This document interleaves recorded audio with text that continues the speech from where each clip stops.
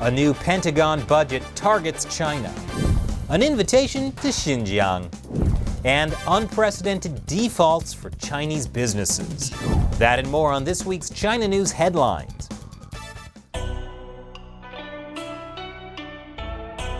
This is China Uncensored. I'm Chris Chappell. Subscribe to our YouTube channel for the latest China news. And click the notification bell icon.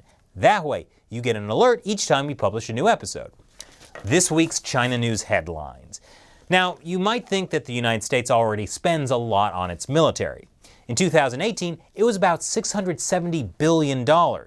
But that's going to change, because in this new budget proposal from the Pentagon for 2020, they're requesting nearly $50 billion more, putting it at almost $720 billion. To give you an idea, that's more than the next 6 countries' military budgets combined. But why spend so much more now? Well, according to the acting U.S. Secretary of Defense, it's because of China, China, China. In a prepared testimony to the Senate Armed Services Committee, Shanahan wrote, China is aggressively modernizing its military, systematically stealing science and technology, and seeking military advantage through a strategy of military-civil fusion. The new budget proposal includes money for a bunch of things, like staying ahead of Chinese bombers, hypersonic weapons, and cyber attacks. It also includes about $14 billion for space-based systems and the Space Force. Because again, China. What a great time to be alive. The budget proposal says it is increasingly clear that China and Russia want to shape a world consistent with their authoritarian models, gaining veto authority over other nations' economic, diplomatic, and security decisions. That's a concern that the chairman of the Joint Chiefs of Staff also shares. China and Russia have capitalized on our distraction and restraints by investing in capabilities specifically designed to challenge our traditional sources of strength. I just hope the new military budget includes the weapon I've been calling for since the 90s.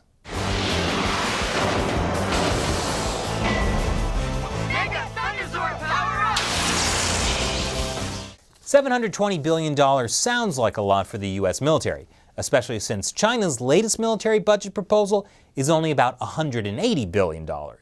But here's something the U.S. doesn't spend as much money on: stability maintenance. That's the catch-all term for the Chinese Communist Party's efforts to police its own citizens. And that budget is $200 billion. But as experts have pointed out, that stability maintenance budget doesn't even include things like the unofficial detention centers, black jails, and hired gangs, often used by local authorities in China. So the real amount they're spending is definitely more than $200 billion. Gives you an idea of who the Communist Party thinks is the biggest threat to its rule. But sometimes you just gotta spend the money. Rolling students over with tanks isn't free. Speaking of stopping citizens from threatening the Communist Party, the Uyghur people of Xinjiang. But don't worry, I hear they're extremely happy with the party, because the Communist Party is fighting Muslim extremism with job training camps. Stay-Run CCTV even interviewed one of the happy Uyghurs in one of those camps. Abdul Samaiti said he felt lucky to be accepted by the vocational training center. One who has been infected with extremism is not him or herself. They could kill or do even worse things if his or her thoughts are infected by extremism. If one's not transformed in time, there will be dire consequences. He's not wrong. Any Uyghur who isn't transformed faces dire consequences. Anyway, there's all kinds of rumors going around that these job training camps are actually more like concentration camps, where they brainwash and torture people, but that's only according to the Uyghurs who've escaped. Chinese state-run media wants you to know that there's a lot of fake news out there about Xinjiang. That's why China is inviting European diplomats to Xinjiang to see for themselves how great things are. Well, it's really more of a sounding out of interest, not an actual invitation. But I'm sure if the European diplomats do visit, they'll see how completely, spontaneously happy the Uyghurs are. Unfortunately, we can't hear the rest of the song, but I'm pretty sure the next line is, if you're singing the song for the camera so we don't kidnap your relatives, stomp your feet, Just a guess. Meanwhile, the Wall Street Journal is trying to spread what I can only assume is more fake news to slander the glorious Chinese Communist Party. They claim that Chinese authorities are razing Muslim communities to the ground, and all they offer as evidence is some fairly clear satellite photos that appear to show large parts of a city being razed to the ground. Pfft, evidence. In more news about how well the Chinese Communist Party is regulating religion, Chinese Foreign Ministry spokesman Geng Shuang has said again that the reincarnation of the Dalai Lama should follow Chinese law. That happened after the Dalai Lama said that he might reincarnate outside of Tibet, like, say, in India. This isn't the first time the Communist Party has taken an interest in reincarnation. The last time was in 1995, when they chose the Panchen Lama, the second most important figure in Tibetan Buddhism. And they did a fantastic job. State-run Xinhua News paraphrased their Panchen Lama as saying he will resolutely endorse Comrade Xi Jinping as the core of the Communist Party and endorse socialism with Chinese characteristics. I mean, what more could you want in a spiritual leader than endorsing the atheist Communist Party? Anyway, the current Dalai Lama is getting on in age, meaning he might have to reincarnate soon. But don't worry, because the next Chinese Dalai Lama will endorse the Communist Party. They'll make sure of it. Bad news for the Chinese economy. Companies are defaulting on their debts at an unprecedented level. On the show, we've spoken about how bad debt within the shadow banking system has created a huge debt bubble in China. So, authorities are doing what they do best: cracking down. The flip side is, shadow banking is the primary credit provider for a lot of Chinese companies, so the crackdown could actually be making things worse. You know, maybe the Chinese Communist Party should give not cracking down a try, just something for the suggestion box. I hear the party is really open to suggestions. Please don't purge me. Foxconn, the company that makes your iPhones, may be moving some of its production out of China. You see, Foxconn is actually a Taiwanese company, and Chairman Terry Gou says he might move some of its work back to Taiwan. One reason is because the US-China trade war makes it more expensive to manufacture in China. Another reason is he doesn't want to be forced to keep corporate data in China under Chinese law. Although, to be fair, under Chinese law, Taiwan is just another province of China. The United States is continuing to put pressure on Chinese telecom company Huawei.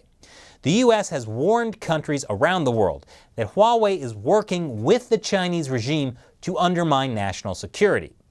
Now, the US is giving that warning to Brazil.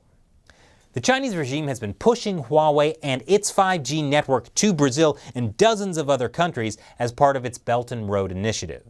In a meeting this week, President Trump apparently told Brazil's president not to take China's Huawei, but to take this soccer jersey instead. Because the soccer jersey can't spy on him. Just to be clear, Trump did not actually say that. It was a joke. I don't want to be responsible for the next Gorilla Channel. And finally, there's a new trend in China. People are using social media to post selfies in goth makeup. I mean, why goth? If you're going to bring back the 90s, at least bring back something cool, like Power Rangers.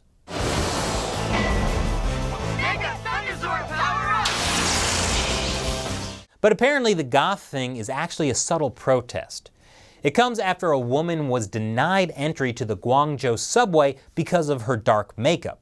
So, some people started posting photos of themselves in goth makeup on Sina Weibo, the Chinese version of Twitter. And amazingly, the Guangzhou Metro has since apologized on Weibo for inappropriately handling the matter and says it has suspended the security staffer for retraining.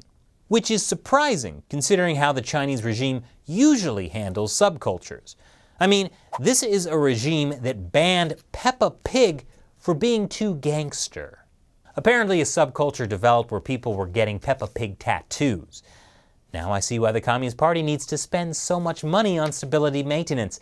Peppa Pig is a serious threat to social harmony. And just wait until Chinese people discover emo music and guyliner. And before you go, now is the time when I answer a question from a member of the China Uncensored 50-cent Army, fans who support the show with $1 or more per episode on the crowdfunding website Patreon. David Schwimmer asks, how many questions do you actually want from us? Is this too many? What about this? Great questions, David. There's no limit to the number of questions I want from my loyal 50-cent Army. I hope everyone who contributes to the show on Patreon will submit at least one good question. What's that, Shelley? Fine, yes, you can ask Shelley questions too, or even Matt. Answering your questions on the show is a big way we can thank you for your support. After the first YouTube adpocalypse in 2017, YouTube began demonetizing a ton of our videos. But people like you stepped up and started supporting the show through Patreon. And if you didn't, I wouldn't be here. I know not everyone can afford to support China Uncensored, but I know everyone thanks those who do. Except the Chinese Communist Party. The Chinese Communist Party is very mad at you. It would like you to please stop. Thanks again for all your questions, David. And thank you for watching China Uncensored. Once again, I'm Chris Chappell. See you next time.